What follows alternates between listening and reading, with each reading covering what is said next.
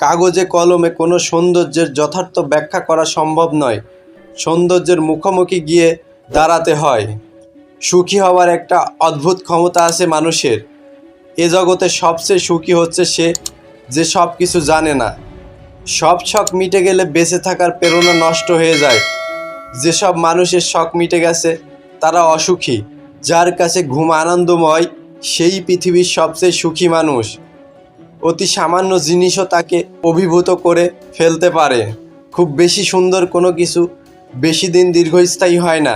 খুব ভালো মানুষরাও বেশি দিন বেঁচে থাকে না। স্বল্প আয়ু নিয়ে তারা পৃথিবীতে প্রবেশ করে। যখন কেউ কারো প্রতি মমতা বোধ করে তখন সে লজিক থেকে সরে আসতে শুরু করে। মায়া, মমতা, ভালোবাসা এসব যুক্তির বাইরের ব্যাপার। বেশি নৈকট্য দূরত্বের সৃষ্টি করে।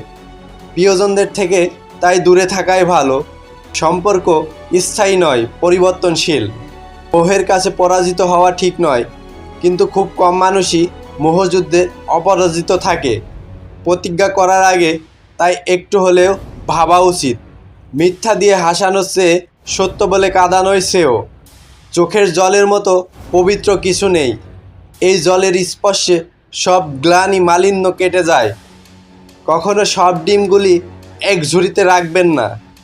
যার মধ্যে অন্ধকার থাকে সে কখনো আলো নিয়ে খেলতে পারে না। চূড়ান্ত বিজয় অর্জিত হওয়ার পূর্ব পর্যন্ত লড়াই করা উচিত সব সময়। নিজের জন্য নিজেকেই এগিয়ে আসতে হবে। চিন্তা করতে হবে, ভাবনার সাথে বাস্তবতার সন্নিবেশন ঘটাতে হবে। অনুকরণ নয়, অনুসরণ নয়, নিজেকে খুঁজুন, নিজেকে জানুন, নিজের পথ চলুন। ঈশ্বর আমাদের সফলতা চান না, তিনি চান আমরা যেন সবসময় চেষ্টা করি। প্রশিক্ষণের প্রতিটি মিনিটকেই আমি ঘৃণা করেছি, কিন্তু নিজেকে বলেছি কষ্ট করো, সারা জীবন চ্যাম্পিয়ন হয়ে কাটাতে পারবে। যদি সূর্যের মতো আলো ছড়াতে চাও, আগে সূর্যের মতো জ্বলতে হবে। যদি ভিডিওটি ভালো লাগে তাহলে চ্যানেলটি সাবস্ক্রাইব করুন, ভিডিওটি লাইক দিন, শেয়ার করুন আপনার বন্ধুদের সাথে এবং আমাদের ফেসবুক অথবা ইনস্টাগ্রাম পেজ ফলো করে আমাদের সাথেই থাকুন। কারণ আপনার জীবন পরিবর্তন করতে সব সময় পরিবর্তন আছে আপনার সাথে।